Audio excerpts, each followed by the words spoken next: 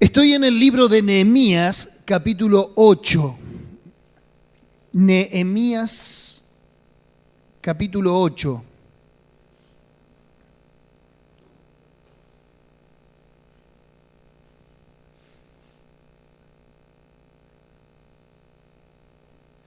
Dice así el versículo 1: y se juntó todo el pueblo como un solo hombre en la plaza que está delante de la puerta de las aguas.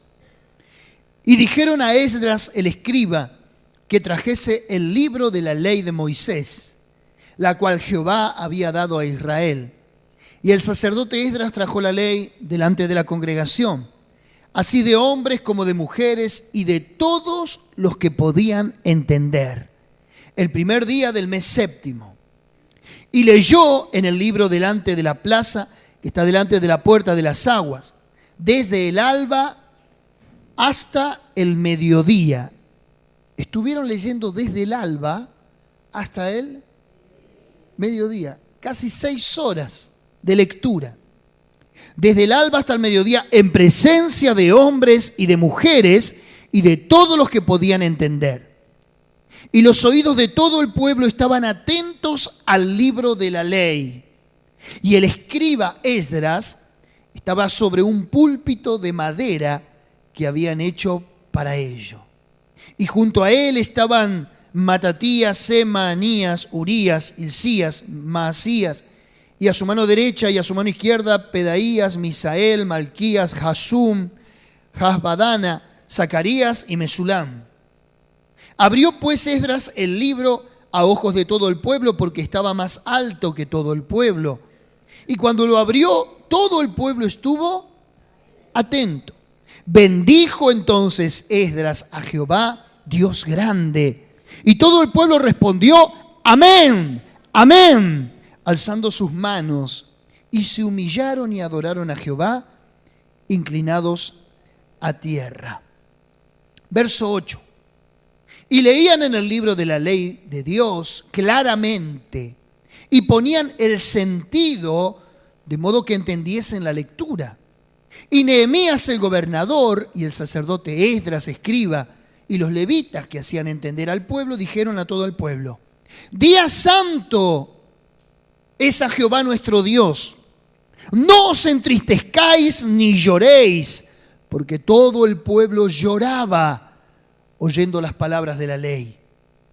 Luego les dijo: id, comed grosuras y bebed vino dulce, y enviad porciones a los que no tienen nada preparado, porque día santo es al Señor. No os entristezcáis, porque el gozo de Jehová es vuestra fuerza. Los levitas pues hacían callar a todo el pueblo, diciendo: callad, porque es día santo, no os entristezcáis. Y todo el pueblo se fue a comer y a beber y a obsequiar porciones y a gozar de grande alegría, porque habían entendido las palabras que les habían enseñado. Cuando uno lee esta porción de la Escritura, puede ver graficado un púlpito, ¿verdad que sí? Primero, que se juntó toda la multitud en una plaza pública, en medio de Jerusalén. Segundo, es que había un predicador, Esdras. Tercero, había un mensaje, una comunicación, el libro de la ley. Cuarto, había un púlpito. ¿Vio que dice que hicieron un púlpito de madera y que Esdras estaba por encima de todo el pueblo? Algo parecido a esto. Igual. Él leía, la gente estaba atenta, decía al de al lado: presta atención. ¿Y por qué había a su mano izquierda y a su mano derecha levitas u hombres que los menciona con esos nombres tan particulares? Porque al haber tanta multitud y al no haber altoparlante, ellos escuchaban lo que el sacerdote decía y lo comunicaban a un sector de la multitud del pueblo. ¿Me está entendiendo? Ellos traducían lo que estaba hablando Esdras. Porque al no haber altoparlante, ellos tenían que ir haciendo como un eco para que los demás escuchen. Y estuvieron desde el alba hasta el mediodía leyendo las palabras de la ley, La pregunta a lo mejor suya será, ¿por qué lloraban? Porque hacía 70 años que ellos no escuchaban la palabra de Dios. Ninguno de ellos incluso había nacido cuando se había dejado de escuchar la ley de Moisés. ¿Habría alguna persona de 70, 80, 90 años, 90, 100 años, a lo mejor? Pero toda esa generación no había experimentado escuchar a sus próceres, a su cultura, a sus leyes, a sus fiestas, a su descendencia. Y cuando ahora, después de 70 años, se les predica la palabra de Dios comienza a arrancar de lo más profundo de ellos el lamento, porque al no tener la ley, al no poder celebrar el culto a su Dios, ellos no sabían cómo conducirse y sentían culpa de cómo se habían comportado, ya que la palabra de Dios, al igual que ellos y al igual que a nosotros hoy, es nuestra regla de fe y conducta. Este es nuestro código civil, penal, procesal. Aquí está nuestra esperanza, aquí están nuestras promesas, aquí están nuestras bendiciones. Es extraordinario lo que ocurre en esa asamblea, hermanos queridos, cuando uno entiende el contexto de lo que estamos leyendo. Ahora, lo interesante de esto es lo que dice el verso 8. Entre otras cosas, y leían en el libro de la ley de Dios claramente, y ponían el sentido de modo que entendiesen la lectura. Porque este libro no fue escrito para una élite intelectual que quiera conocer a Dios, llamado teólogos. Este libro no fue escrito para una casta de personas estudiosas. Este libro fue escrito para el pueblo de Dios. No importa el trasfondo social, cultural, económico. La palabra de Dios es para el sencillo de corazón, dice Proverbios. Pero no es a lo que yo me quiero referir. Mire lo que dice el verso 10, por favor. Y les dijo, id, comed grosuras y bebed vino dulce, y enviad porciones a los que no tienen nada preparado, porque día santo es a nuestro Dios, a nuestro Señor. No os entristezcáis, porque el gozo de Jehová es vuestra fuerza.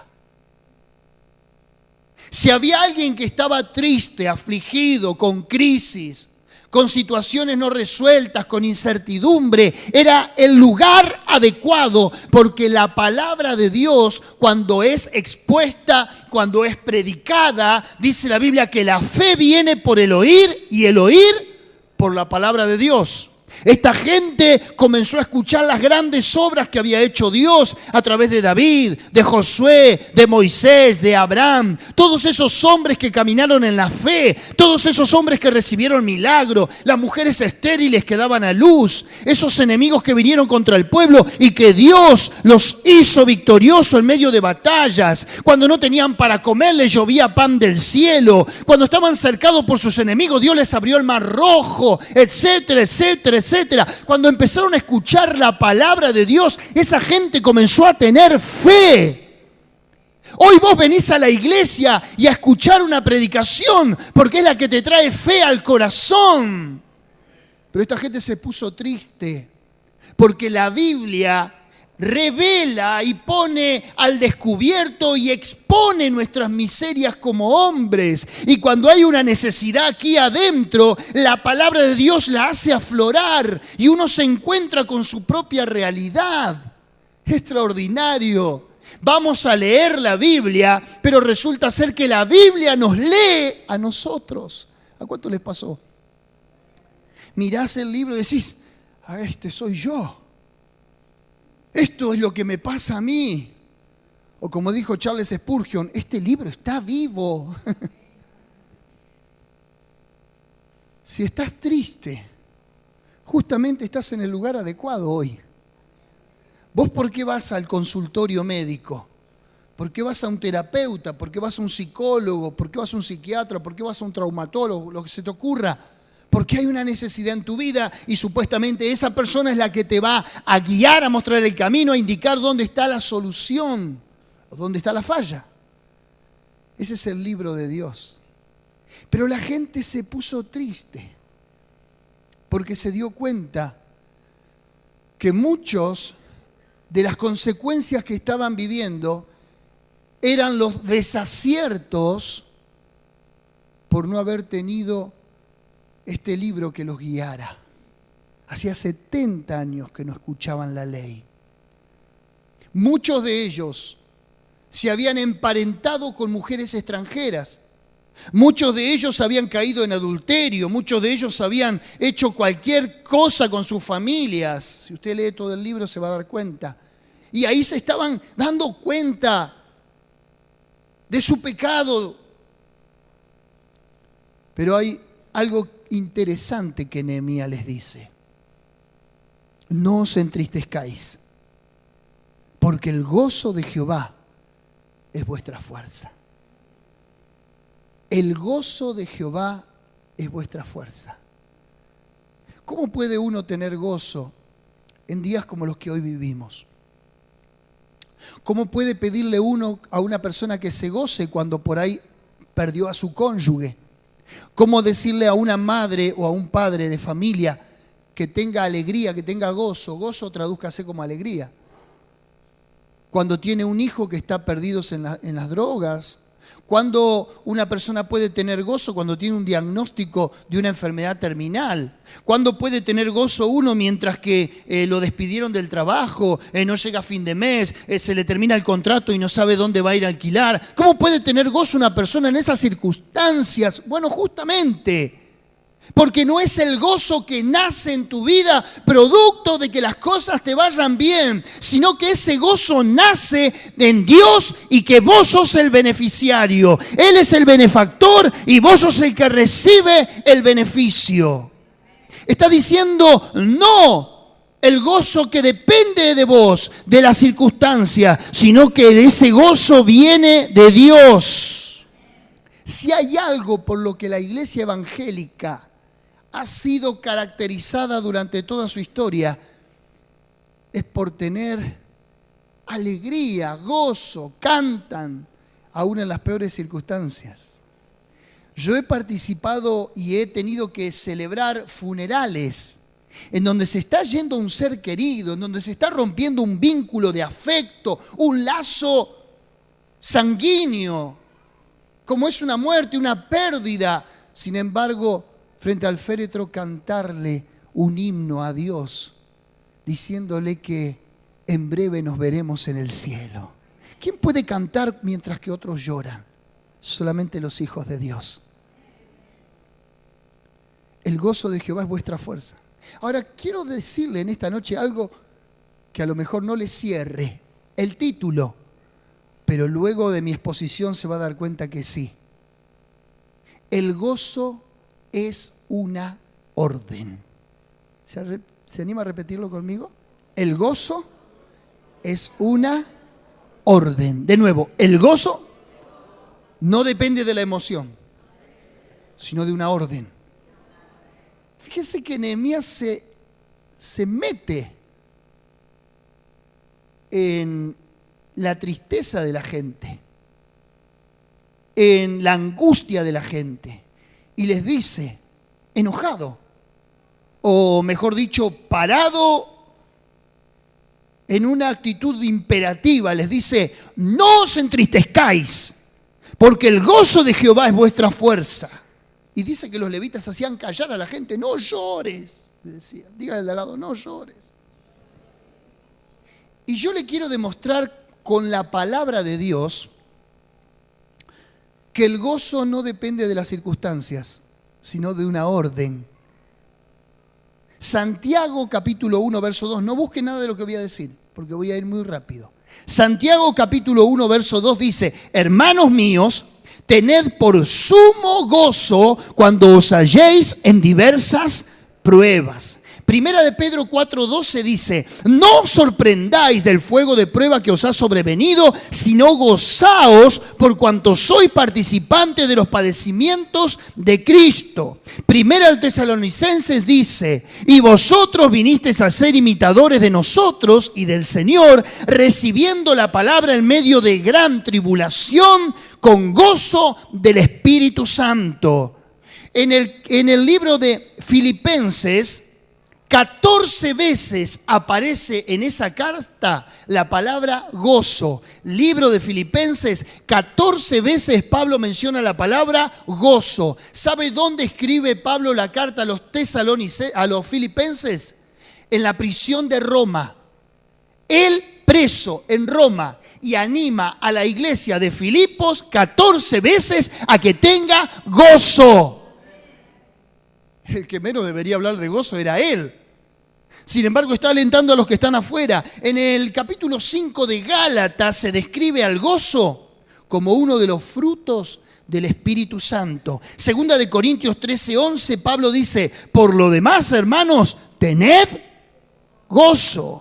Proverbios 15:8 dice: el sacrificio de los impíos es abominación a Jehová, mas la oración de los rectos es su gozo. El Salmo 126 dice: vuestra boca se llenará de risa y nuestra lengua de alabanza. Lucas 8:13 dice: son los que oyen la palabra y la reciben con gozo. Mateo 25:21: bien, buen siervo y fiel, sobre poco has sido fiel, sobre mucho te pondré, entra al gozo de tu Señor. Lucas 10:17 dice que los 70 volvieron con gozo. Juan 15:13, estas cosas os he hablado para que mi gozo esté en vosotros y vuestro gozo sea cumplido. Juan 16:20 dice: vuestra tristeza se convertirá en gozo. Pone Jesús el ejemplo de la parturienta cuando está dando a luz. Dice que en el alumbramiento la parturienta está con angustia, con dolores, pero luego que le traen la criatura y se lo ponen en los brazos,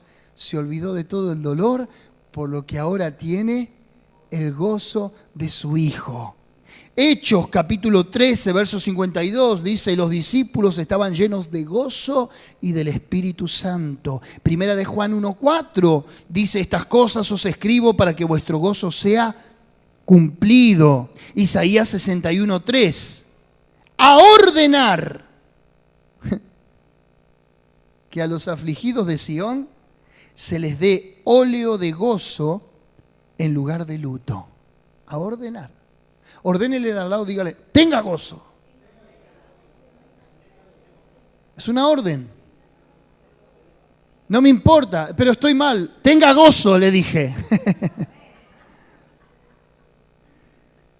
Y Jeremías 31:12 dice: vendrán con gritos de gozo. En lo alto de Sión correrán al bien de Jehová, al pan, al vino, al aceite, y nunca más tendrán dolor. Me gustó Isaías. A ordenar que a los afligidos se les dé óleo de gozo en lugar de luto. La persona depresiva, la persona que está triste, no necesita que usted se ponga del lado de ellos y los acaricie y tenga una actitud de conmiseración. Necesita que usted le despierte el gozo. Cuando usted está mal, no necesita que alguien le acaricie y que lo siga sosteniendo en esa actitud, sino que alguien le pueda transmitir una noticia que le dé gozo. Ahora, el gozo no es una emoción, hablando en términos espirituales, es una orden. En Inglaterra se fundó hace ya más de 20 años la Escuela de la Risa. Pero no por el hecho de que ahí la gente vaya por el mero hecho de reírse o por el mero hecho de tener un momento de esparcimiento y demás. La Escuela de la Risa la fundó un hombre que era absolutamente de carácter opuesto a la alegría, sumamente depresivo, una persona melancólica en su temperamento, conflictivo consigo mismo, pero descubrió a través de algunos estudios científicos que detrás de la risa o detrás de la actitud alegre hay un montón de estímulos y disparadores neuroquímicos del cerebro hacia todo el organismo. Se mueven una cierta cantidad de músculos al uno reírse, al uno gesticular, al uno tener buen ánimo. Pero esto lo descubrió un hombre hace 20 años en Inglaterra, mientras que la Biblia dice en Proverbios que el corazón contento constituye medicina a los huesos. La Biblia ya contemplaba que cuando hay gozo y alegría en tu corazón, eso es un disparador enérgico a todo tu cuerpo y a todo tu ser. Hay un elemento neuroquímico que se llama dopamina, que se libera en el momento de la excitación, de la risa, del gozo, de la alegría. La dopamina tiene la capacidad de fortalecer el sistema inmunológico. Quiere decir que cuando más la persona pueda tener una actitud de alegría, de gozo y sobreponerse a las circunstancias de tristeza y de depresión, estará retroalimentando su propio organismo para contrarrestar cualquier enfermedad que venga invasiva a su salud. Dígame si después de una noticia terrible, trágica, después de un disgusto, sus defensas no bajan y usted se pesca cualquier cosa que pasa por ahí. Yo en una oportunidad, después de atravesar un momento muy difícil en mi vida, con mucha angustia, con muchas semanas de tristeza, mi esposa está de testigo, en ese momento mis defensas bajaron y me pesqué una neumonía. Me estoy recuperando de la neumonía y me salió un herpes en la piel que ni siquiera los médicos sabían de qué se trataba. Hasta que una doctora me dijo, ¿puede ser que algunos días atrás hayas atravesado algún problema, algún disgusto? Yo, pastor, ¿eh? Sí, doctora. Me di cuenta, ¿sabe qué? Que el gozo de Jehová es mi fortaleza. La Biblia ya lo tiene contemplado. Por eso es que cuando uno está triste, justamente es en la casa de Dios donde tiene que venir. El Salmo 92 dice, Él ha cambiado mi lamento en baile. Justamente, alguien una vez le pregunté, ¿por qué no viniste al culto? Te estábamos esperando en la iglesia. ¿Y cómo quiere que venga? Cómo estaba y con la situación y para ir con esta cara y para ir con esta actitud. Y justamente si estás mal, no es que tu actitud va a contagiar a otros para mal. No, vos te vas a contagiar de aquellos que están fortalecidos en Dios. Parece un sermón tan básico, tan sencillo, pero tan difícil de llevar a la práctica. Porque no te está retando a que vos no tengas una emoción que no sientas. A ver, es imposible cuando uno está mal, ¿verdad que sí?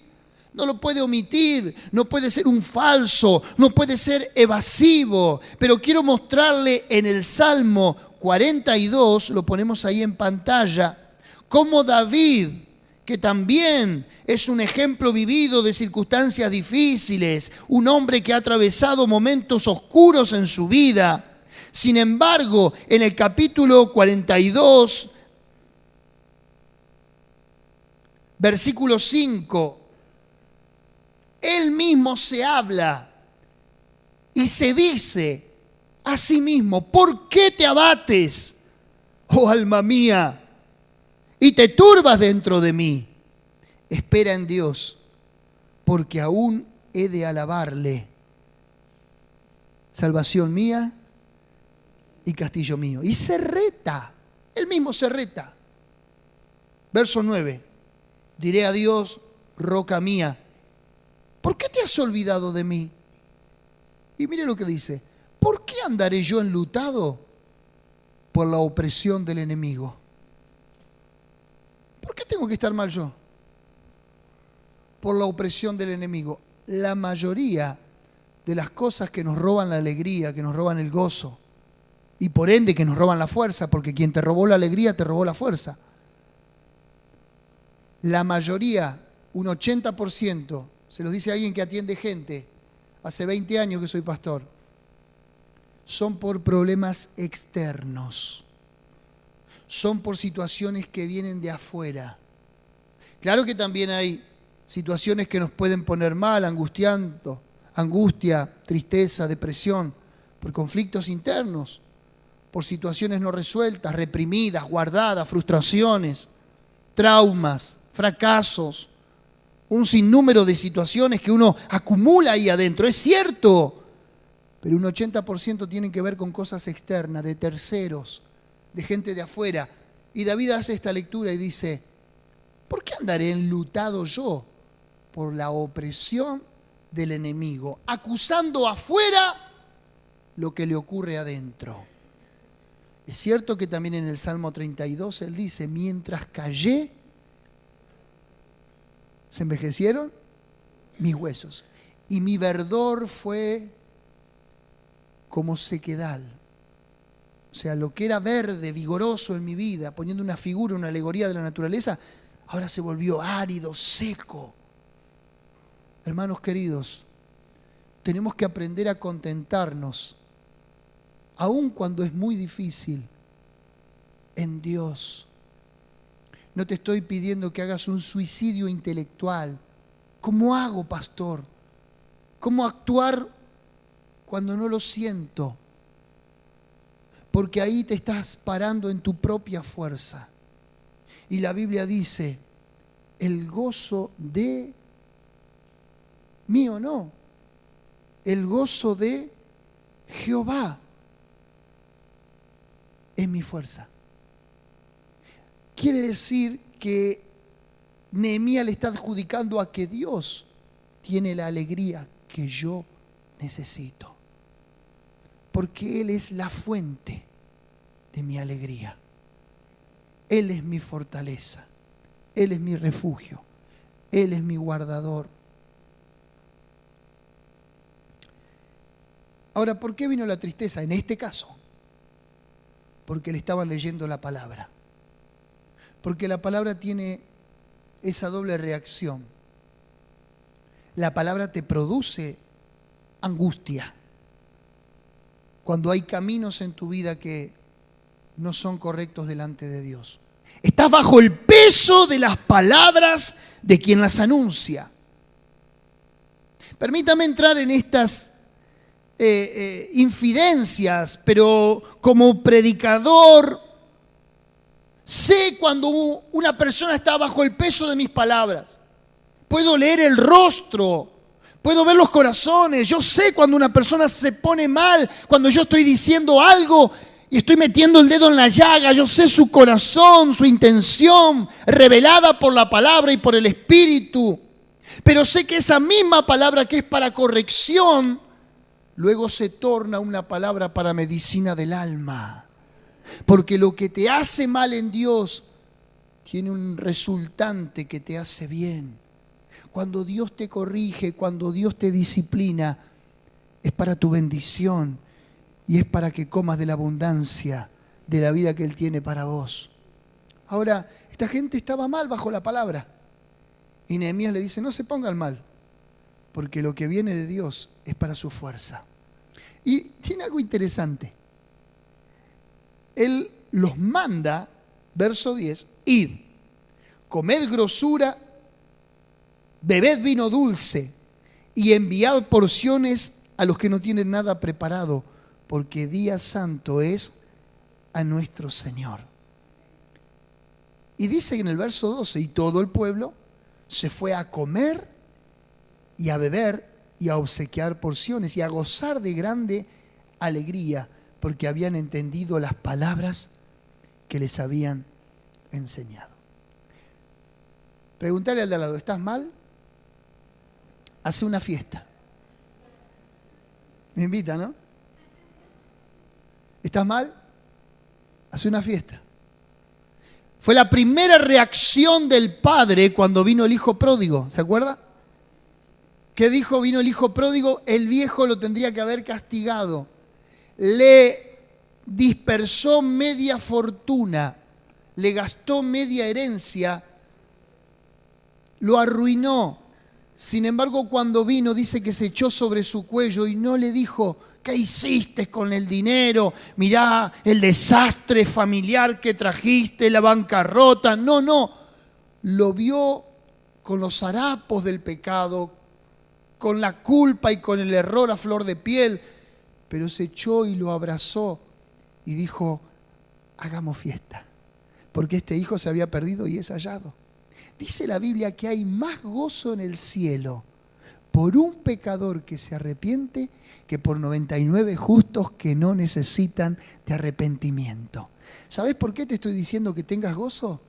Porque cuando vos viniste a la casa de Dios, cuando vos no tenías un encuentro con Jesús y esta familia te abrazó, te contuvo y todo, vos no sabés, en la casa acá era una fiesta y en el cielo ni te cuento. Entonces esa fiesta vos ahora la tenés que trasladar al que está en amargura, en desazón y en tristeza.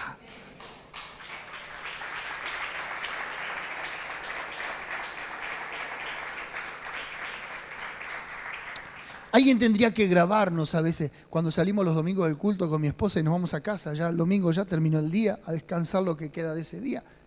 ¿Viste que vino esta persona? Sí, qué lindo. Y viste que aquel que venía faltando ahora está. Y alguien si nos grabara. Y estos son masoquistas. Reniegan con la gente. Pero cuando viene la persona, qué alegría que nos da. Y comemos, decimos: Señor, gracias por el culto, por este día, por esta persona que no venía y que la oración lo volvió a traer. Y por aquel que estaba mal y ahora está bien, y por el que tenía conflicto en el matrimonio y ahora los ven juntitos. Oh, el gozo de Jehová es nuestra fuerza. Toca al de al lado y decirle: te imparto el gozo de Dios a tu vida. Te imparto el gozo de Dios a tu vida. Si Dios hizo fiesta cuando vinimos cada uno de nosotros, estás mal, hace una fiesta. ¿Te gustó, no? Bueno, ¿quién paga? No sé, pero nosotros cuando tenemos alguna situación así, ya mi esposa dice: bueno, vamos a comprar unos sanguchitos de miga, vamos a... O miento. Y algo hay que comprar, algo hay que comer, y se te pasa todo, ¿eh?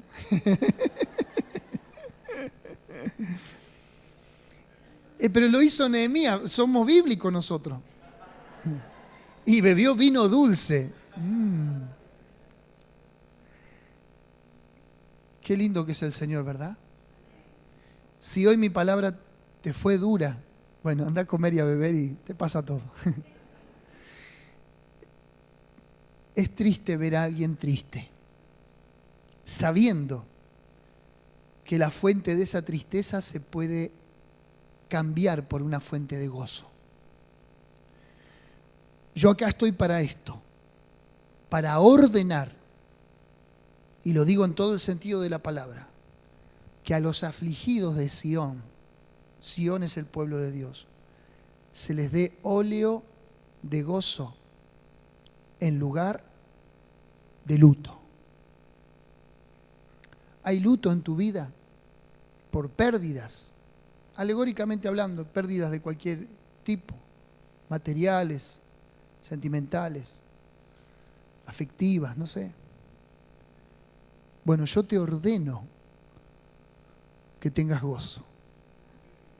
Y cuando vos te predisponés a esa actitud, a cambiar esa actitud, aunque te cueste, vas a ver cómo Dios dice: ahí voy, y viene a tu encuentro. Y te fortaleces en Dios. No hay nadie que no experimente la tristeza. No hay nadie, no existe. Pero para Dios, los hijos es una orden. Y una vez que experimentaste el gozo, todo tu cuerpo se sana. Tu mente se libera. Tu espíritu recobra vida.